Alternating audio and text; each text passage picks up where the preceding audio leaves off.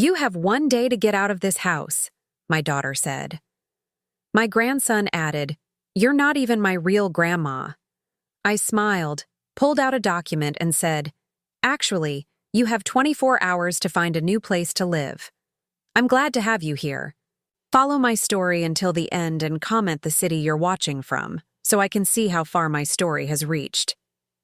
You have 1 day to get out of this house." The words hit me like a physical blow. I stood there in the kitchen doorway, my arthritic hands still gripping the dish towel I'd been using to dry the breakfast plates. Oakley's face was twisted with an anger I'd seen building for months, but hearing it directed at me with such venom made my chest tighten. "Oakley, please," I whispered, my voice barely audible. "This is my home too." She laughed, a harsh sound that made me flinch. "Your home? Mom, you've been living here rent-free for 3 years.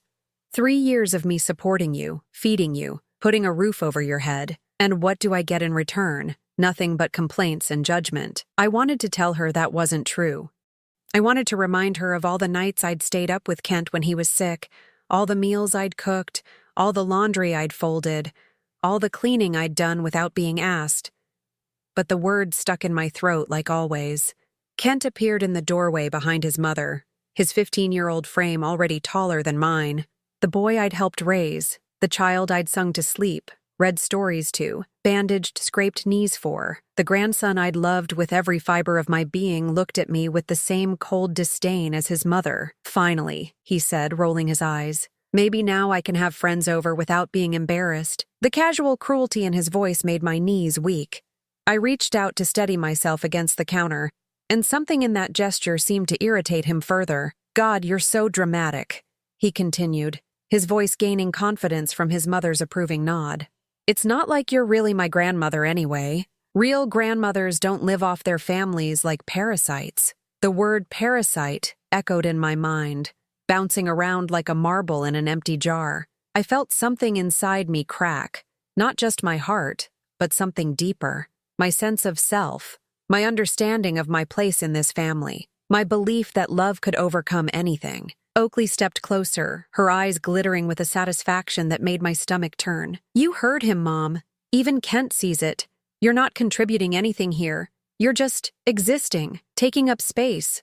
I looked around the kitchen I'd organized, at the living room where I'd spent countless evenings helping Kent with homework, at the photos on the refrigerator that included me in better times. When had I become invisible in my own life? "I raised you," I said quietly, the words feeling foreign on my tongue. I rarely defended myself anymore. It was easier to just absorb their frustration and move on. "Barely," Oakley shot back. "You were always working, always stressed, always making me feel guilty for wanting things other kids had. And now you expect me to take care of you because you didn't plan for your retirement properly?" The unfairness of it took my breath away. Every double shift I'd worked had been for her. Every overtime hour, every missed social event, every sacrifice had been to give her opportunities I'd never had. But explaining that now would only make me sound pathetic.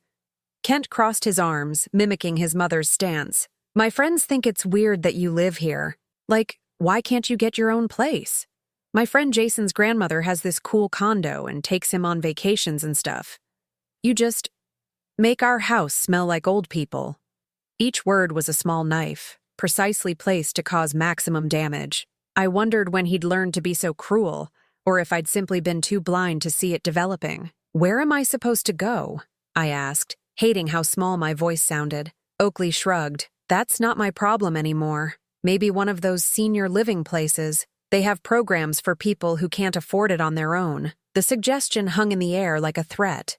I'd visited those places when I was looking for options for my own mother years ago. The smell of disinfectant and despair, the vacant stares, the way the staff talked to residents like children. The thought made my hands shake. "I need more time," I said. "A day isn't enough to find somewhere to live." "You've had 3 years to figure this out," Oakley replied coldly. "I'm done enabling your dependency. It's not healthy for any of us." She turned to Kent, her voice becoming warm and maternal in a way it never was when she addressed me. "Go start your homework, honey. Grandma and I need to finish talking." Kent grinned, clearly pleased to be dismissed from witness duty but satisfied with the damage he'd helped inflict. As he walked away, I heard him mutter, "Finally, some peace and quiet." When we were alone, Oakley's expression softened slightly, but not with kindness. It was the look of someone about to deliver a final blow. "Mom, I know this seems harsh, but it's for your own good. You need to learn to be independent again. You've become too comfortable depending on others." The irony wasn't lost on me. This from the woman who'd called me crying at midnight when Kent was a toddler, and she couldn't handle being a single mother. This from the daughter who'd begged me to move in when her ex-husband stopped paying child support. This from the child I'd sacrificed everything for. But I didn't say any of that. Instead, I nodded slowly, feeling something shift inside me. Not broken this time, but hardened, like steel being forged in fire. "I understand," I said quietly. Oakley looked surprised by my compliance. She'd probably expected tears, begging, maybe even threats to call other family members. But I just stood there, looking at her with new eyes. "Good," she said, though she sounded uncertain now. "I mean, this is really for the best. You'll see." I walked slowly to my room, feeling their eyes on my back. Behind me, I heard Oakley on the phone, probably calling her sister to complain about what a burden I'd become. The familiar sting of being discussed like an object rather than a person washed over me. In my room, I sat on the bed I'd bought with my own money and looked around at my modest possessions. Photos of Oakley and Kent, books I'd accumulated over decades, the jewelry box my mother had given me. Such a small life, when viewed through their eyes. But as I sat there, something strange happened. Instead of the usual despair that followed these confrontations, I felt a calm clarity settling over me. They wanted me gone? Fine. They thought I was powerless? We'd see about that. I reached into my nightstand drawer and pulled out a manila folder I'd hoped never to need. Inside were documents that would change everything. Documents that proved just how wrong they were about who held the power in this house. Tomorrow, when I was supposed to be packing my things in shame, I would show them exactly who Paulette Morrison really was. I didn't sleep that night. How could I? Every time I closed my eyes, I heard Kent's voice calling me a parasite, saw Oakley's satisfied smirk as she delivered her ultimatum. But lying there in the darkness, other memories began to surface. Memories I'd buried under years of trying to keep the peace. I remembered the phone call that changed everything 3 years ago. Oakley's voice had been shaking, desperate in a way I hadn't heard since she was a little girl afraid of thunderstorms. "Mom, I don't know what to do. David stopped sending child support checks. The bank is threatening foreclosure. I might lose the house." She'd been crying, really crying, not the manipulative tears she'd perfected as a teenager. And like always, my maternal instincts kicked in before my common sense could catch up. "How much do you need?" I'd asked, already calculating how much I could pull from my retirement savings. "I don't know. Maybe? Maybe you could come stay with us for a while. Help with Kent and the house payments? Just until I get back on my feet." Just until. Those words had been the beginning of the end of my independence. I'd sold my small but comfortable apartment, the one I'd worked for 30 years to pay off. I'd liquidated my savings account, cashed in bonds, even sold my mother's engagement ring, all to help Oakley keep this house, the house she now claimed was hers alone. The first few months hadn't been too bad. Oakley had been grateful then, almost like the daughter I remembered from better times. She'd included me in decisions, asked for my advice, even thanked me for the sacrifices I was making. But gratitude, I'd learned, has a short shelf life. By the 6-month mark, my presence had become expected rather than appreciated. By the first year, I'd somehow transformed from savior to burden. The woman who'd begged me to save her home was now treating me like an unwelcome guest who'd overstayed her welcome. I thought about all the small humiliations that had accumulated over the years. The way Oakley introduced me to her friends. "This is my mother. She's staying with us for a while." Never, "This is my mother who saved our house," or even just, "This is my mother, Paulette." Always with that qualifier that made my presence sound temporary and slightly embarrassing. Then there were the house rules that gradually appeared. Don't use the good towels. Don't eat the expensive yogurt. Don't have the TV too loud. Don't invite anyone over without asking first. Don't rearrange the furniture. Don't. I'd watched myself shrink, both physically and emotionally, trying to take up less space in a house I'd helped save. The worst part was watching Kent change. When I'd first moved in, he'd been 12 and still sweet. Still the little boy who'd climb into my lap for stories. But as he grew older and absorbed his mother's attitude toward me, he'd become a stranger. A cold, entitled stranger who saw me as an inconvenience. I remembered his 13th birthday party. I'd spent days planning it, buying decorations with my Social Security money, baking his favorite cake from scratch. But when his friends arrived, he'd asked me to stay in your room so my friends don't think you live here. The humiliation had been crushing, but I'd complied. I always complied. Or the time I'd offered to help him with his history project about family heritage. He'd looked at me like I'd suggested something disgusting. Why would I want to include you? You're not even really family. You're just mom's mom. Just mom's mom. As if our relationship existed only through Oakley. As if I had no independent value in his life. I'd stopped trying after that. Stopped offering help with homework. Stopped asking about his day, stopped attempting to connect with the grandson I'd once adored. It was easier than facing constant rejection, but the memories that hurt most were the ones from when Oakley was young. I'd been a single mother since she was 5, when her father decided that responsibility wasn't for him. I'd worked 2 jobs, sometimes 3, to give her the kind of childhood I'd never had. I remembered the Christmas when she was 8 and desperately wanted a bike. Not just any bike, but the pink one with streamers and a basket that all her friends had. I'd worked overtime at the diner for 2 months, saving every tip, skipping meals to afford it. Christmas morning, her face had lit up like the sun when she saw that bike under our pathetic little tree. She'd hugged me so tight I could barely breathe and whispered, "You're the best mom in the whole world." Where was that little girl now? When had gratitude curdled into entitlement? When had love become obligation? I thought about all the parent-teacher conferences I'd attended despite being exhausted from night shifts. All the soccer games I'd cheered at despite having to stand because I couldn't afford the chair rental fee. All the times I'd said yes when every practical instinct screamed no. When Oakley graduated high school, I'd given her my grandmother's pearl necklace, the only valuable thing I owned besides my engagement ring. It had been in our family for 3 generations. She'd worn it to prom, to graduation, to her wedding. But last year, when money was tight, she'd sold it without even telling me. I'd only found out when I was looking for something in her jewelry box and noticed it was gone. "Oh, that old thing," she'd said when I asked. "I sold it. The pearls weren't even real, Mom. I got it appraised." They had been real. My grandmother had sacrificed to buy them, just like I'd sacrificed to keep them in the family. But Oakley's casual dismissal had told me everything I needed to know about how she viewed our family history, our traditions, our connections. Now, sitting in the darkness of what they considered their house, I felt the weight of all those years pressing down on me. Every sacrifice dismissed, every gesture of love forgotten, every piece of myself I'd given away treated as worthless. But tomorrow, they would learn the truth. Tomorrow, they would discover that the woman they'd been treating like a charity case was actually the one holding all the cards. I pulled the manila folder closer and opened it by the light of my phone. Property deed, purchase agreement, bank statements, transfer documents.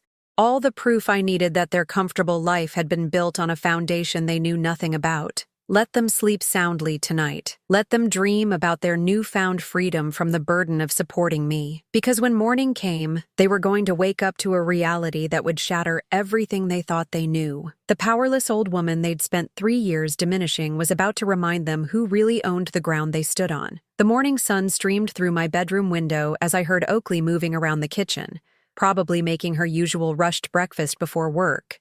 I'd been awake since 5. Sitting quietly with the manila folder in my lap, waiting for the right moment. I could hear Kent in the shower, getting ready for school. Normal sounds of a normal morning, except today would be anything but normal. My hands were steady as I walked to the kitchen. The arthritis that usually made my fingers ache seemed to have disappeared, replaced by a strange sense of purpose I hadn't felt in years. Oakley stood at the counter, scrolling through her phone while her coffee brewed. She looked up when I entered, her expression immediately shifting to that familiar mixture of impatience and annoyance. "Good, you're up," she said, not looking at me. "I hope you spent the night making arrangements. I meant what I said yesterday." "I know you did," I replied quietly, setting the folder on the kitchen island between us. She glanced at it with mild curiosity. "What's that? Your medical records? Because if you think showing me bills will make me feel guilty." "It's not medical records," I said, my voice calmer than I'd heard it in months. "It's something you need to see." Kent bounded into the kitchen, his hair still damp from the shower. He grabbed a piece of toast and started slathering it with peanut butter, completely ignoring my presence. The casual dismissal that had once hurt so deeply now felt almost laughable. "What time do you want me to call the moving truck?" Oakley asked, still not opening the folder. "Because I've got meetings all afternoon and I want this handled before." "Open it," I said, my voice cutting through her words like a blade. Something in my tone made both of them look at me, really look at me, perhaps for the first time in years. Kent paused mid-bite, his eyes darting between his mother and me. Oakley's laugh was nervous now. "Mom, what is this? Some kind of dramatic gesture? Because I don't have time for." "Open the folder, Oakley." She stared at me for a long moment, then reached for the manila folder with exaggerated irritation. "Fine. Let's get this over with." The first document she pulled out was the property deed. I watched her eyes scan the page, saw the moment when her brain processed what she was reading. Her face went pale, then flushed red, then pale again. She started, then stopped, reading it again. "This can't be right." "What is it?" Kent asked, moving closer to peer over her shoulder. Oakley's hands were shaking now as she flipped through the other documents. Bank transfer records showing my retirement money funding the down payment. Loan documents with my name as the primary borrower. Insurance papers listing me as the sole owner. "I don't understand," she whispered, but I could see in her eyes that she was beginning to. "3 years ago, when you called me crying about losing the house," I said, my voice steady and clear. "You weren't just asking me to help with payments. The bank had already started foreclosure proceedings. Your credit was destroyed. David's missed child support payments had left you months behind on everything." Kent was reading over her shoulder now, his expression shifting from confusion to something approaching fear. "The only way to save this house was for someone else to buy it outright," I continued. "Someone with good credit and enough cash for a down payment. So I bought it. All of it. The house, the land, everything." Oakley sank into a chair, still clutching the papers. "But you told me you were helping with the mortgage payments." "I was. I've been paying the mortgage on my own house for 3 years while you treated me like a burden you were graciously supporting." The silence in the kitchen was deafening. Kent's toast hung forgotten in his hand, peanut butter dripping onto the floor. "Why?" Oakley's voice was barely a whisper. "Why didn't you tell me?" "Because I thought it would hurt your pride. I thought if you knew the truth, you'd feel guilty, maybe even ashamed. I wanted you to feel secure in your own home, not like you were living in mine." I pulled out a chair and sat down across from her, feeling older than my 69 years, but somehow stronger too. "I put the deed in my name to protect both of us. If something happened to you, Kent would still have a home. If something happened to me, the house would go to you in my will. I thought I was being generous. I thought I was being a good mother." Oakley was crying now, but they weren't the manipulative tears I'd grown accustomed to. These were the tears of someone whose entire world had just shifted beneath their feet. "Mom, she started, but I held up my hand. "Let me finish," I said. "For 3 years, I've watched you treat me like a charity case, like a burden you were noble enough to carry. You've made me feel small and unwelcome and ashamed of needing help. You've let your son speak to me in ways that would have gotten you grounded for a month when you were his age." Kent flinched at that, finally understanding that his casual cruelty hadn't gone unnoticed. "And yesterday," I continued, "you told me I had one day to get out of your house. You made me feel like a parasite, like someone taking advantage of your generosity." I reached across the table and gently took the deed from Oakley's trembling hands. "But this isn't your house, sweetheart. It's mine. It's been mine for 3 years, and if anyone needs to find somewhere else to live, it's not me." The color drained completely from Oakley's face. You can't be serious. Yesterday, Kent told me I wasn't really his grandmother. You told me I was a burden, that I was taking up space, that I wasn't contributing anything. I folded the deed carefully and put it back in the folder.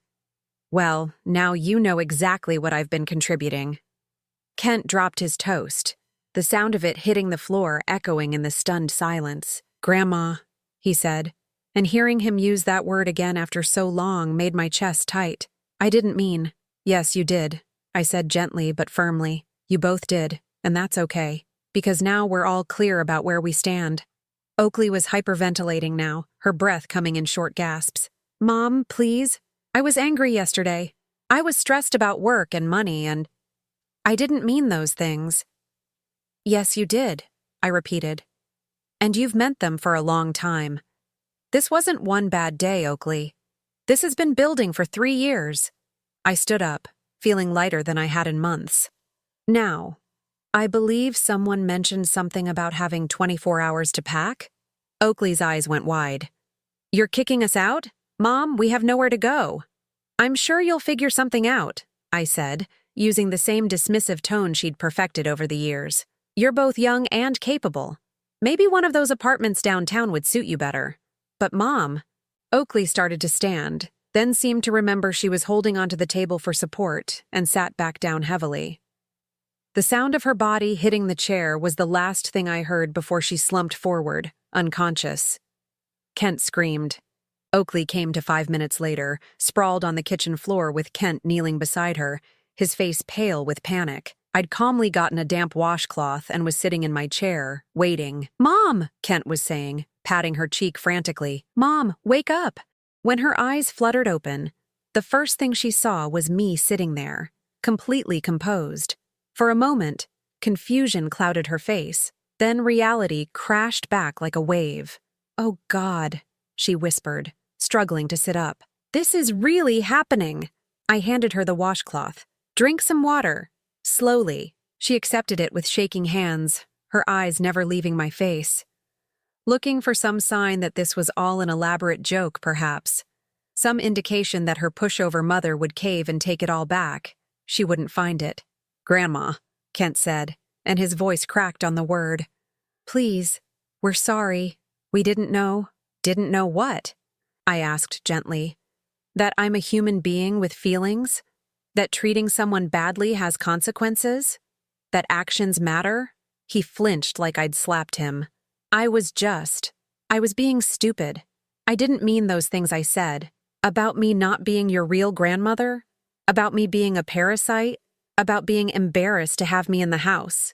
I kept my voice level, but each word hit its mark. Which part didn't you mean, Kent? Tears started rolling down his cheeks. Real tears this time. Not the crocodile tears he'd learned from his mother. All of it. I mean, none of it. I was just being mean because your mother taught you it was acceptable to treat me that way. I finished for him.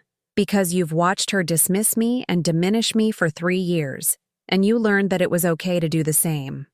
Oakley had managed to pull herself into a chair, though she still looked like she might faint again.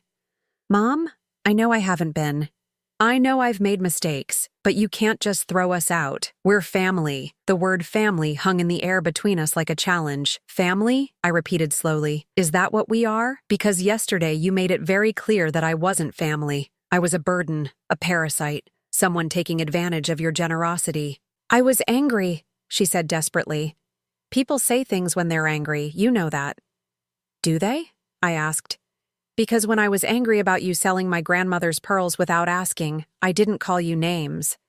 When I was hurt that you never included me in family photos anymore, I didn't threaten to kick you out. When I was lonely, because both of you treated me like I was invisible, I didn't make you feel unwelcome in your own home.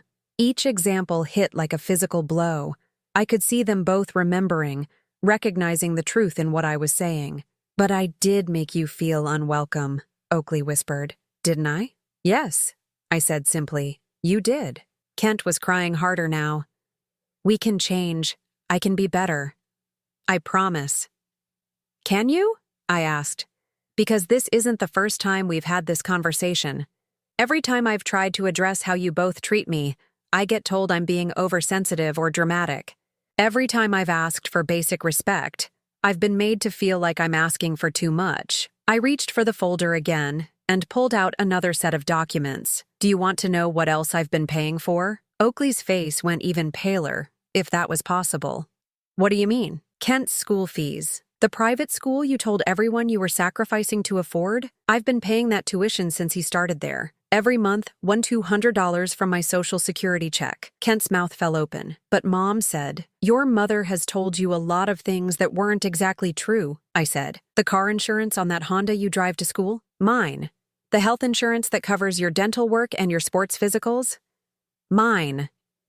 The internet bill so you can play your video games? Also mine.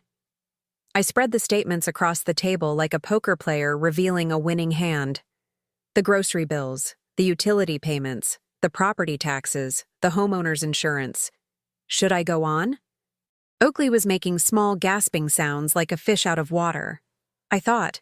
I was contributing too. My salary.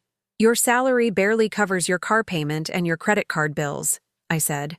I've been supporting this entire household while you told yourself you were supporting me. The truth settled over the kitchen like a heavy blanket. Kent looked between his mother and me, clearly trying to process this complete reversal of everything he'd believed. So when you said I was taking up space, I continued, what you really meant was that I was taking up space in the house I own, eating food I buy, using utilities I pay for, while contributing nothing but the labor that keeps this household running. Mom? Oakley's voice was barely audible. I didn't know. I swear I didn't know it was that much. You didn't want to know, I corrected. There's a difference. You wanted to believe you were the generous daughter taking care of her helpless mother because it made you feel good about yourself. It made you feel powerful and noble and in control.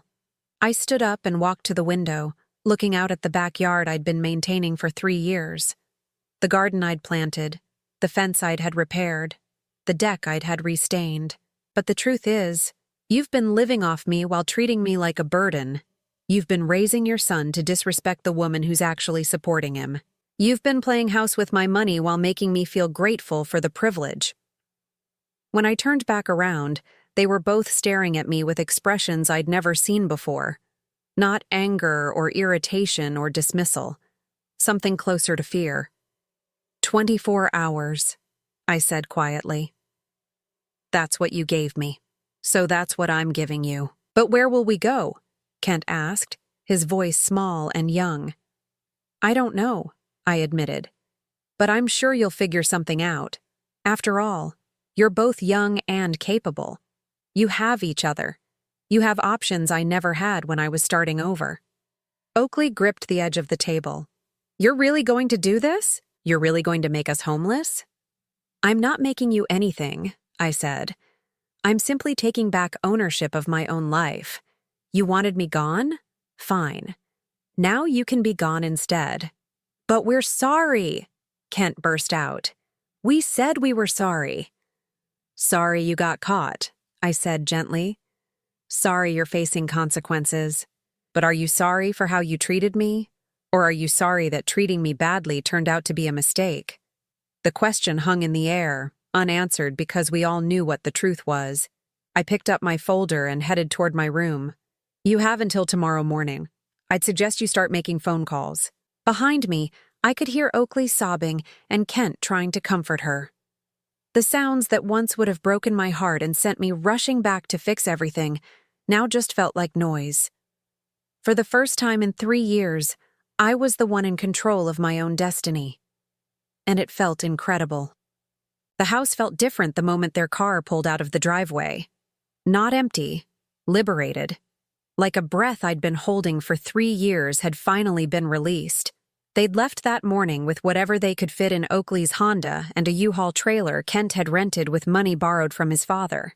The same father who'd abandoned them years ago but suddenly became available when they needed somewhere to stay. Funny how that worked. Oakley had tried one last manipulation at the door, Kent clinging to her side like he was 12 again instead of 15. Mom, please, she'd whispered. her eyes red from crying. Just give us another chance. We can make this work. But her idea of making it work was for me to pretend the last 3 years hadn't happened, to go back to being grateful for scraps of attention while paying for the privilege. You'll always have a chance to earn your way back into my life, I'd told her, but it will be on my terms, not yours. The look she'd given me then was pure shock. Her pushover mother, setting terms? It was like watching someone discover that their pet goldfish had grown teeth. Now, standing in my kitchen, I felt like I was seeing the space clearly for the first time in years. The cabinet doors Oakley had insisted on keeping closed because open shelving looks cheap. The expensive coffee maker I wasn't allowed to use because you don't know how to work it properly. The breakfast nook where I'd been relegated to eating my meals while they sat at the good dining table. I opened every single cabinet door. I made myself a latte with the fancy machine. I sat at the head of the dining table and spread my papers across its entire surface. The silence was magnificent. My phone had been ringing all day. First Oakley, then Kent, then Oakley's sister Beth, who'd apparently been designated as the family negotiator. "Aunt Paulette, this is crazy," Beth had said when I finally answered.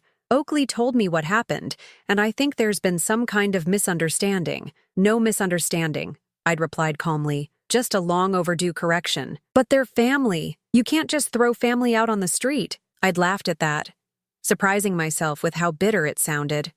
"Beth, when was the last time Oakley invited you to a family gathering that included me? When was the last time Kent mentioned me when he talked about his family? They made it very clear I wasn't family. I'm just honoring their decision." The conversations with other relatives followed the same pattern. Shock, attempted guilt-tripping, then awkward silence when they realized I wasn't budging. It occurred to me that none of them had called in 3 years to check on how I was doing living with Oakley. None of them had noticed that I'd gradually disappeared from family photos and holiday celebrations. But the moment there were consequences for that exclusion, suddenly everyone cared about family unity. By evening, I'd unplugged the phone entirely. I spent the next few days rediscovering my own house. I moved my belongings from the cramped back bedroom to the master suite Oakley had claimed as her own. I rearranged furniture, opened curtains that had been kept closed, and played my music as loud as I wanted. In Oakley's closet, I found boxes of my things that had been stored away temporarily 3 years ago. Photos of my parents, books I'd thought were lost, the china set I'd inherited from my grandmother. All hidden away because they didn't fit Oakley's aesthetic. I found my grandmother's recipe box tucked behind winter coats I'd never seen Oakley wear. Inside were handwritten cards with instructions for Sunday dinners and holiday traditions that Oakley had declared too much work to continue. That weekend, I made my grandmother's pot roast, filled the house with the smell of herbs and slow-cooked vegetables. I set the dining table with the good china and cloth napkins. I lit candles and opened a bottle of wine I'd been saving for a special occasion. Then I called my neighbor, Mrs. Chen, who'd been politely distant for years because Oakley had made it clear that Mom's friends weren't welcome. "Paulette?" She'd sounded surprised to hear from me. "Is everything all right?" "Everything is perfect," I'd said. "Would you like to come for dinner? I'm making pot roast." That dinner was the first time I'd entertained in my own home since moving in. Mrs. Chen brought her sister, who brought her friend Margaret, and by the end of the evening, my house was filled with laughter and conversation in a way it never had been with Oakley and Kent. "This house has such good energy," Margaret had said, looking around the living room. "So warm and welcoming." If only she knew how unwelcoming it had felt just a week ago. The phone calls from Oakley became more desperate as the days passed. She'd moved in with David temporarily, but his new girlfriend wasn't happy about the arrangement. Kent was sleeping on a couch and complaining constantly about missing his friends and his school. "Mom, this is ridiculous," Oakley said during one late-night call. "You've made your point. We get it. We were wrong. Can't we just move past this?" "Move past it to what?" I'd asked. "Back to you treating me like hired help? Back to Kent acting like I'm an embarrassment? Back to me paying for everything while being made to feel like a burden? We'll be better," she'd promised. "Things will be different." "How?" The question had hung in the air for a long moment before she'd hung up. That's when I knew she still didn't understand. She thought this was about punishment, about teaching them a lesson they'd learn, and then everything would go back to normal. But this wasn't about punishment. This was about me finally understanding my own worth. I started making changes beyond just reclaiming my space. I switched Kent's school payments to a monthly transfer that would end if his grades dropped or if I received any reports of disrespectful behavior. I set up automatic payments for health insurance that could be canceled with 30 days' notice. I opened new credit cards in my name only and closed the joint accounts where Oakley had been an authorized user. Most importantly, I changed my will. For years, I'd planned to leave everything to Oakley and Kent. The house, my savings, my life insurance policy. They were my only family, after all. But family, I'd learned, was about more than blood. It was about respect, kindness, and mutual care. It was about valuing each other as human beings, not just as sources of convenience or obligation. I made an appointment with my lawyer and created a new will that established a trust for Kent's education, but only if he maintained certain standards of behavior and academic performance. The house and remaining assets would go to charities that supported elderly people who'd been mistreated by their families. Oakley would inherit exactly what she'd told me I was worth. Nothing. 3 weeks after they'd moved out, I was watering the plants in my front garden when a car pulled up. Kent got out of the passenger side, looking older somehow, more serious. He approached slowly like he was afraid I might send him away. "Hi, Grandma," he said quietly. "Hello, Kent." I kept watering, not making it easy for him. "I wanted to apologize," he said, "for real this time. Not because I want something, but because what I said was wrong." I looked at him then, really looked. His clothes were wrinkled, his hair needed cutting, and there were dark circles under his eyes. "Are you apologizing because you understand why it was wrong, or because you don't like the consequences?" He thought about that for a moment. "Both, I guess. But mostly because I hurt you, and you didn't deserve it." It was the first genuinely mature thing I'd heard him say in years. "I miss you," he continued. "I miss living here, but I also just miss you. I miss talking to you and having you help me with stuff and eating your cooking." "What stuff did I help you with?" I asked, curious if he remembered. "Everything," he said, his voice getting thick. "Math homework and friend problems. And that time I was scared about starting high school. You always listened and never made me feel stupid. And how did you repay that?" He flinched.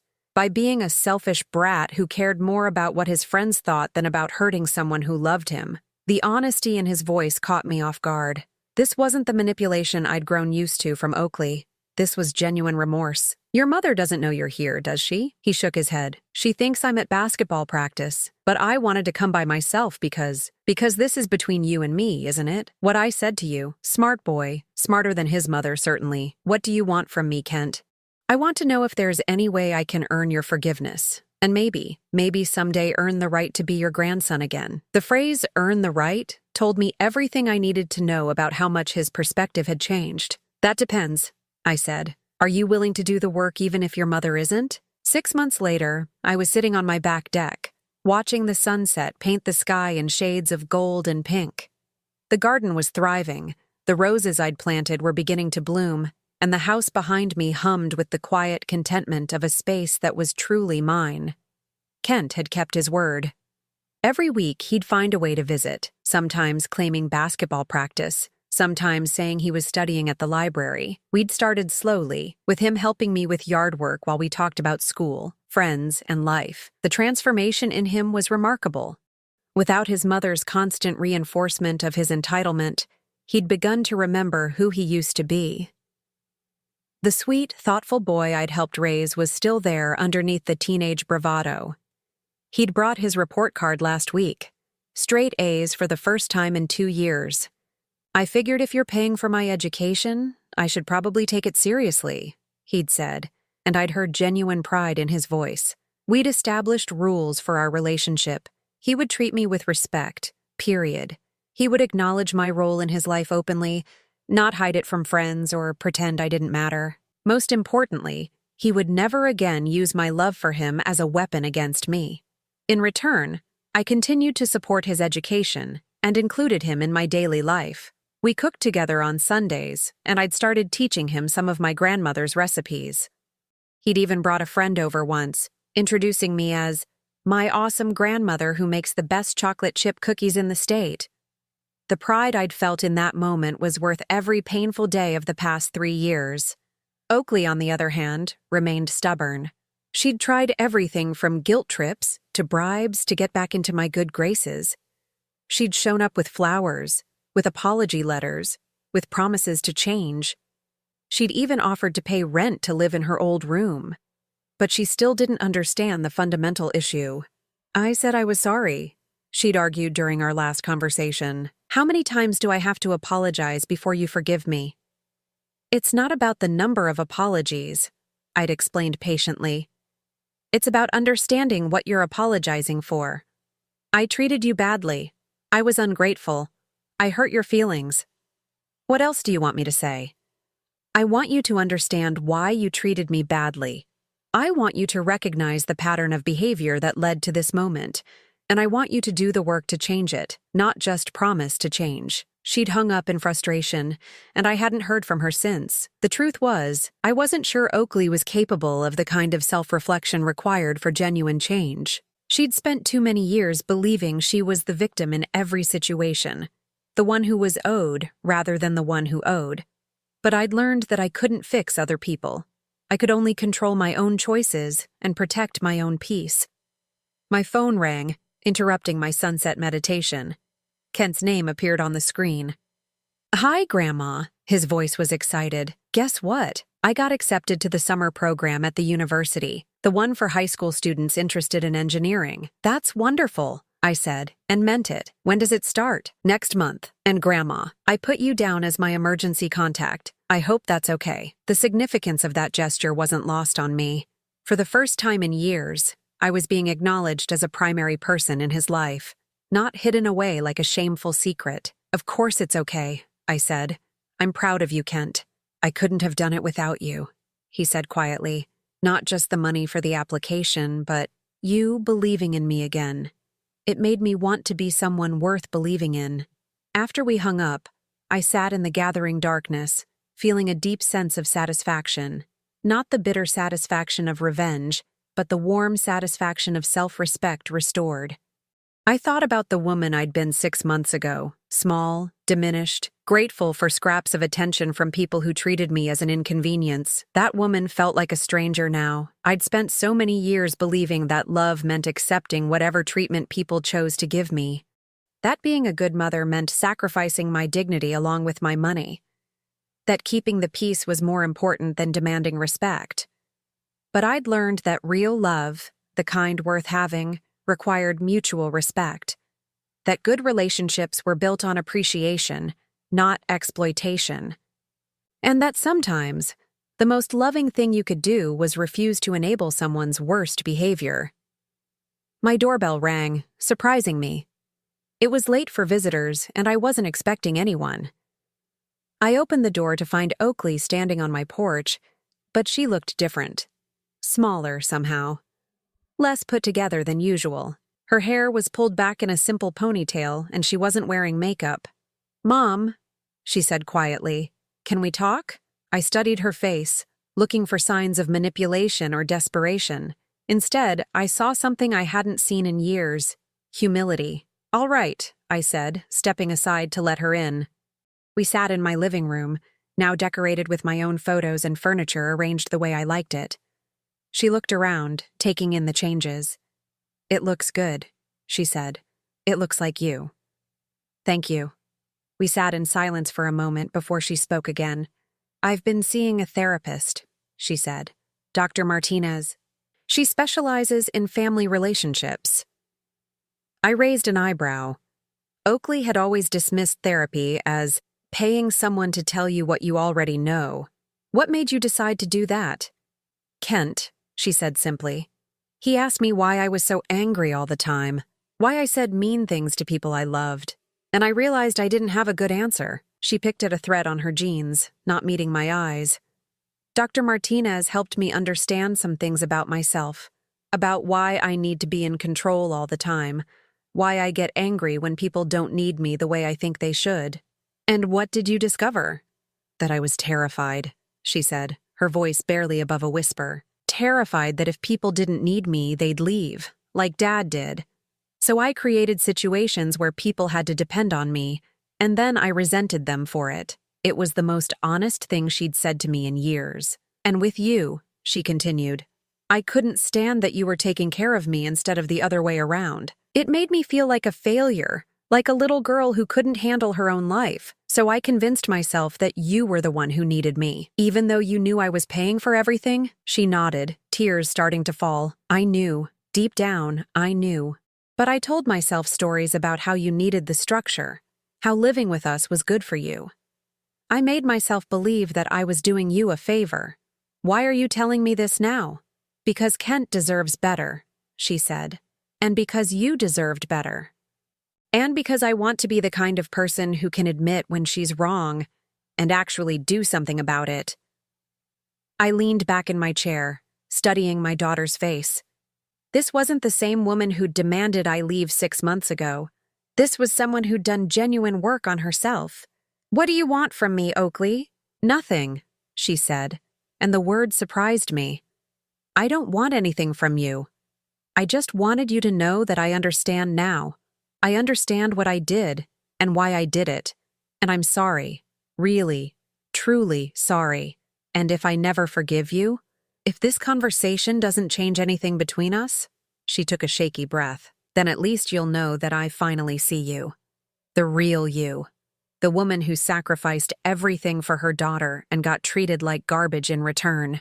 The woman who loved her grandson unconditionally and was made to feel like that love was worthless. She stood up, wiping her eyes. Kent told me he's been visiting you. I'm glad. He needs you in his life, and you deserve to have someone appreciate you the way he's learning to. She headed toward the door, then paused. I know I don't have the right to ask for anything, but would you consider letting me earn my way back into your life? Not as someone you take care of, and not as someone who takes care of you. Just as your daughter who finally understands what that means? I looked at this woman who'd caused me so much pain, who'd made me feel small and worthless and unwanted. But I also saw the little girl who used to crawl into my bed during thunderstorms, who'd hugged me tight on Christmas morning, who'd once told me I was the best mom in the world. It would be a long process, I said finally, and it would have to be on my terms. I understand. You'd have to prove that this isn't just temporary remorse, that you've genuinely changed, not just learned what I want to hear. I understand that too. And you'd have to accept that our relationship will never go back to the way it was. I'm not the same person who would accept disrespect to keep the peace. She nodded. I wouldn't want it to go back. That relationship was toxic for both of us. I walked her to the door, feeling lighter than I had in months.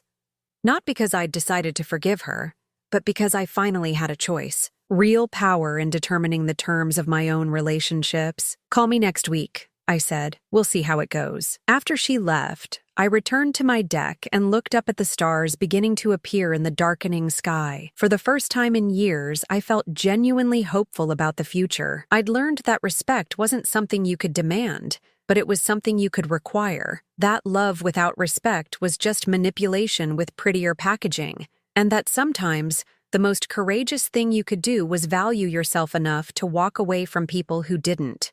Whether Oakley would do the work to earn her place back in my life remained to be seen. But either way, I'd be fine. I had a home I loved, friends who valued me, a grandson who was learning to be a good man, and most importantly, I had myself back. At 69 years old, I'd finally learned that the only person whose approval I really needed was my own. And for the first time in years, I had it. Now I'm curious about you who listened to my story. What would you do if you were in my place? Have you ever been through something similar? Comment below, and meanwhile, I'm leaving on the final screen 2 other stories that are channel favorites, and they will definitely surprise you. Thank you for watching until here.